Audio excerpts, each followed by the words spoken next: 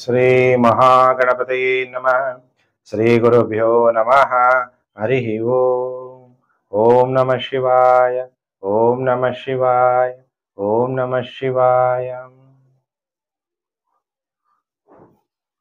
ಪ್ರಿಯ ವೀಕ್ಷಕರೇ, ಕುಂಭರಾಶಿ ಫೆಬ್ರವರಿ 2025 ತಿಂಗಳ ಭವಿಷ್ಯ ಕಾರ್ಯಕ್ರಮಕ್ಕೆ ನಿಮಗೆಲ್ಲ ಹಾರ್ದಿಕ ಸ್ವಾಗತ.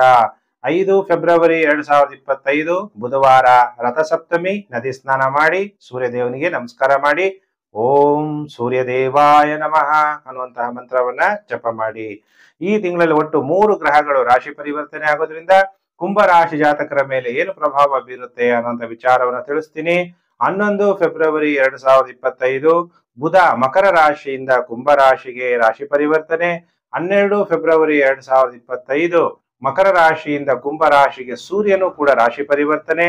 27 ಫೆಬ್ರವರಿ 2025 ಬುಧ ಕುಂಭ ರಾಶಿಯಿಂದ ಮೀನ ರಾಶಿಗೆ ರಾಶಿ ಪರಿವರ್ತನೆ ಆಗ್ತಾನೆ. ಹಾಗಾದ್ರೆ ಬುಧ ಧನಿಷ್ಠಾ ನಕ್ಷತ್ರದಲ್ಲಿ ಸಂಚಾರ ಆಗ್ತಾನೆ. ಸೂರ್ಯ ಧನಿಷ್ಠಾ ನಕ್ಷತ್ರ ಮತ್ತು ಶತಭಿಷ ನಕ್ಷತ್ರ ನಿಮ್ಮ ಜನ್ಮ ನಕ್ಷತ್ರದಲ್ಲಿ ಸಂಚಾರ ಆಗ್ತಾನೆ. ನೋಡೋಣ ಏನೇನು ಫಲಾನುಫಲ ಪ್ರಾಪ್ತಿಯಾಗುತ್ತೆ ಅಂತೇಳಿ. ಶುಕ್ರ ದ್ವಿತೀಯ ಭಾವದಲ್ಲಿ ಸಂಚಾರ ಆಗ್ತಾ ಇದ್ದೇನೆ. ಶುಕ್ರ 2ನೇ ಮನೆ ಅಂದಾಗ ಕುಟುಂಬ ಭಾವ, 2ನೇ ಮನೆ ಅಂದಾಗ ಧನ ಭಾವ. ನಿಮ್ಗೇನಾಗುತ್ತೆ? ಧನ ಪ್ರಾಪ್ತಿಯಾಗುತ್ತೆ. ಹ್ಯೂಜ್ ಮನಿ ಬರಕ್ಕೆ ಯೋಗ ಉಂಟು ಮಾಡ್ತಾನೆ. ಶುಕ್ರ ಅಂದ್ರೆ ನಿಮ್ಗೆ ಯೋಗಕಾರಕ ಕುಂಭ ರಾಶಿಯವರಿಗೆ. ಹಾಗಾದ್ರೆ ಯಾವ್ದ್ರಿಂದ ಯೋಗ ಉಂಟಾಗುತ್ತೆ? ಕುಂಭ, ಮೀನ, ಮೇಷ, ವೃಷಭ. ತಾಯಿಯಿಂದ ನಿಮಗೆ ಧನ ಪ್ರಾಪ್ತಿ, ನಿಮ್ ಮನೆ ಬಾಡಿಗೆಗಳಿಂದ ನಿಮಗೆ ಧನ ಪ್ರಾಪ್ತಿ, ನೀವು ಮಾಡುವಂತಹ ಭಾಗ್ಯ ಫಲ, ನೀವೇನು ದೈವ ಕಾರ್ಯಗಳನ್ನ ಮಾಡ್ತೀರಿ ಅದರಿಂದ ನಿಮಗೆ ಧನ ಪ್ರಾಪ್ತಿ. ಪುರೋಹಿತರುಗಳಿಗೆ, ದೇವಸ್ಥಾನದ ಪೂಜಾರಿಗಳಿಗೆ, ಆಮೇಲೆ ಜ್ಯೋತಿಷಿಗಳಿಗೆ, ಯಾರು ಮಠಾಧೀಶ್ವರಗಳು ಇದ್ದೀರಿ, ಯಾರು ಗುರುಗಳಿದ್ದೀರಿ, ಆಶ್ರಮಗಳು ನಡೆಸ್ತೀರಿ, ನಿಮ್ಮೆಲ್ಲರಿಗೂ ಕೂಡ ಶುಕ್ರ ಧನ ಪ್ರಾಪ್ತಿಯನ್ನ ಮಾಡಿಸ್ತಾನೆ. ಉತ್ತಮ ಆರೋಗ್ಯವನ್ನ ಕೊಡ್ತಾನೆ. ಆಭರಣಗಳು ಸುಲಭವಾಗಿ ಹರಿದು ಬರುತ್ತೆ. ದಾಂಪತ್ಯ ಸುಖ ಅನ್ನೋದು ಸಿಗುತ್ತೆ. ಕುಟುಂಬ ಸುಖ. ಹೊರಗಡೆ ಎಲ್ಲೇ ಕೆಲಸ ಮಾಡಿದ್ರು ನೆಮ್ಮದಿ ಇಲ್ಲಪ್ಪ, ಮನೆಗೆ ಬಂದಿದ ತಕ್ಷಣ ಒಂದ್ ನೆಮ್ಮದಿ.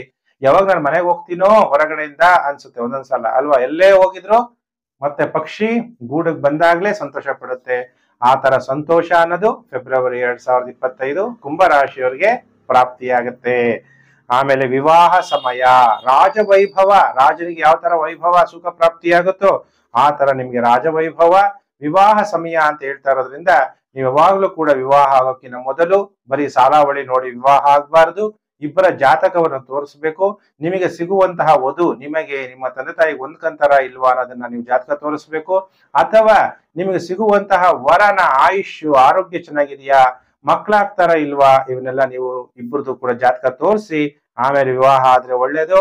ಇಲ್ಲ ಅಂದ್ರೆ ನಿಮ್ಮ ಸೆಕೆಂಡ್ ಹಾಫ್ ಲೈಫ್ ನ ನಿಮ್ ಕೈಯಿಂದ ನೀವೇ ನಾಶ ಮಾಡ್ಕೊಂಡು, ಗುರುಜಿ ನೀವ್ ಹೇಳಿದ್ರಿ ವಿವಾಹ ಸಮಯ ಅಂತ, ವಿವಾಹ ಆಗ್ಬಿಟ್ಟೆ, ಈಗ ಹೆಂಗಪ್ಪ ಬಿಡಿಸ್ಕೊಳ್ಳಿ, ಕಾನೂನು ಹೋರಾಟ ಮಾಡ್ಬೇಕಾಗತ್ತೆ, ಬಿಡಿಸ್ಕೊಳ್ಳೋದು ತುಂಬಾ ಕಷ್ಟ ಆಗತ್ತೆ. ಅದಕ್ಕೆ ವಿವಾಹ ಆಗೋಕ್ಕಿಂತ ಮೊದಲೇ ಎಚ್ಚರಿಕೆಯನ್ನ ವಹಿಸಿ.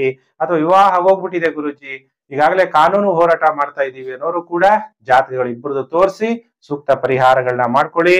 ಪತ್ನಿಯಿಂದ ಪೂರ್ಣ ಸುಖ ಸಿಗುತ್ತೆ, ಮಕ್ಕಳಿಂದನೂ ಕೂಡ ಸುಖ ಸಿಗುತ್ತೆ. ಗುರುಜಿ ಇಷ್ಟು ಬೇಗ ವಿಡಿಯೋ ಮಾಡ್ಬಿಟ್ಟಿದ್ದೀರಾ ಯಾಕೆ ಅಂತೀರಾ. ಫೆಬ್ರವರಿ ಜನವರಿಯಲ್ಲಿ ನಿಮಗೆ ಭವಿಷ್ಯ ಕೇಳಿದೀರಾ. ಫೆಬ್ರವರಿ ಈಗ ಹೊಸ ವರ್ಷ 2ನೇ ತಿಂಗಳು ಆರಂಭ ಆಗ್ತಾ ಇದೆ. ಫೆಬ್ರವರಿ ಆದ್ರೂ ನನಗೆ ತುಂಬಾ ಚೆನ್ನಾಗಿದೆಯಾ ಟೈಮ್ ಅಂತ ಕೇಳ್ತಾ ಇರ್ತೀರಾ. ಅದಕ್ಕೆ ನೋಡಿ, ಶುಕ್ರನಿಂದ ಇಷ್ಟೆಲ್ಲ ಒಳ್ಳೆ ಫಲಗಳು ನಿಮಗೆ ಪ್ರಾಪ್ತಿಯಾಗುತ್ತೆ. ಉನ್ನತ ಸ್ಥಾನಕ್ಕೆ ಪ್ರಮೋಷನ್ ಕೂಡ ಆಗುವ ಸಾಧ್ಯತೆ ಇದೆ. ಸಂಗೀತದಲ್ಲಿ ಆಸಕ್ತಿ ಹೆಚ್ಚಾಗುತ್ತೆ. ಮಾತನಾಡುವ ಸಾಮರ್ಥ್ಯ ನಿಮಗೆ ಹೆಚ್ಚಾಗುತ್ತೆ. ಯಾರು ಟಿವಿ ಆಂಕರ್ಸ್ ಇದ್ದೀರಿ, ಕಾಮಿಡಿ ಆಕ್ಟರ್ಸ್ ಇದ್ದೀರಿ, ಅಥವಾ ಹಾಸ್ಯಗಾರರಿದ್ದೀರಿ, ಸಂಗೀತಗಾರರಿದ್ದೀರಿ, ಭಾಷಣಗಾರರಿದ್ದೀರಿ, ಇವರೆಲ್ಲರಿಗೂ ಕೂಡ ಉತ್ತಮವಾದಂತಹ ಸಮಯ ಅನ್ನುವಂಥದ್ದು ಕುಂಭರಾಶಿಯವರಿಗೆ ಫೆಬ್ರವರಿ ಪ್ರಾಪ್ತಿಯಾಗುತ್ತೆ.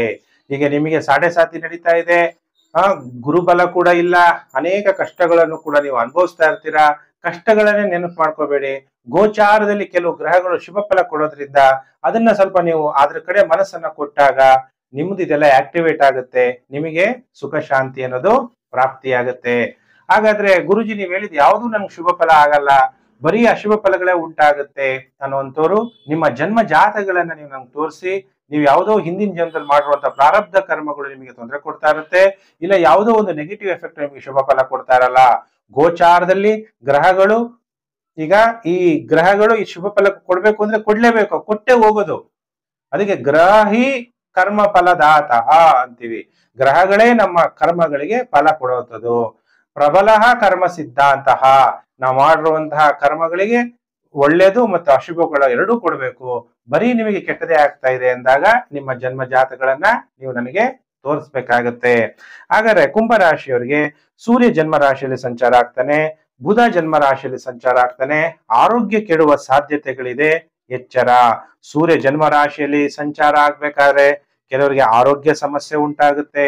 ಅದರಲ್ಲೂ ಕೂಡ ಶನಿ ಮತ್ತೆ ಸೂರ್ಯ ಎರಡೂ ಕೂಡ ಜನ್ಮ ರಾಶಿಯಲ್ಲಿ ಸಂಚಾರ ಆಗ್ಬೇಕಾದ್ರೆ ಕೆಲವರು ಗೌರವವನ್ನು ಕಳ್ಕೋಬಹುದು, ಶೀಘ್ರವಾಗಿ ಕೋಪ ಬರ್ಬೋದು, ಅಥವಾ ಈ ವಿವಾಹದಲ್ಲೂ ಕೂಡ ನಿಮಗೆ ಸೂರ್ಯ ಮಹಾದಶೆ ನಡೀತಾ ಇದೆ, ವೈರತ್ವ ಉಂಟಾಗ್ಬೋದು, ಕೆಲಸವಿಲ್ಲದೆ ತಿರುಗಾಟ ಉಂಟಾಗ್ಬೋದು, ಪಿತ್ರಾರ್ಜಿತ ಆಸ್ತಿಯಲ್ಲಿ ವ್ಯಾಜ್ಯಗಳು ಉಂಟಾಗ್ಬೋದು, ಕೆಮ್ಮು, ನೆಗಡಿ, ಬಾಯಾರಿಕೆ ಇವೆಲ್ಲ ಉಂಟಾಗುವ ಸಾಧ್ಯತೆ ಇದೆ. ಹೃದಯ ಸಂಬಂಧ ವ್ಯಾಧಿಗಳು, ರಕ್ತದೊತ್ತಡ ಸಂಬಂಧ ವ್ಯಾಧಿಗಳು ಉಂಟಾಗುವ ಸಾಧ್ಯತೆಗಳಿದೆ.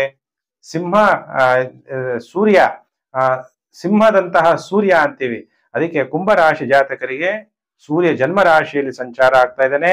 ಸಿಂಹ ರಾಶಿ ಅಧಿಪತಿ, ಆದ್ರಿಂದ ಬಹಳ ಎಚ್ಚರಿಕೆಯನ್ನು ವಹಿಸಿ. ಸಪ್ತಮಾಧಿಪತಿ ನಿಮ್ಮ ಜನ್ಮ ರಾಶಿಯಲ್ಲಿ ಸಂಚಾರ ಆಗ್ತಾ ಇದ್ದಾನೆ. ಆಮೇಲೆ ಬುಧ ಕೂಡ ನಿಮ್ಮ ಜನ್ಮ ರಾಶಿಯಲ್ಲೇ ಸಂಚಾರ ಆಗ್ತಾನೆ. ಬುಧ ಜನ್ಮ ರಾಶಿಯಲ್ಲಿ ಸಂಚಾರ ಆಗ್ಬೇಕಾದ್ರೆ ಕೆಲವರಿಗೆ ಸೆರೆವಾಸ ಮತ್ತು ಕಲಹಗಳು ಅಥವಾ ಪೊಲೀಸ್ ಕೇಸು, ಕೋರ್ಟ್ ಕೇಸು ಇರೋರು ಬಹಳ ಎಚ್ಚರವಾಗಿರ್ರಿ. ತಮ್ಮ ಜಾತಗಳನ್ನ ತೋರಿಸಿ.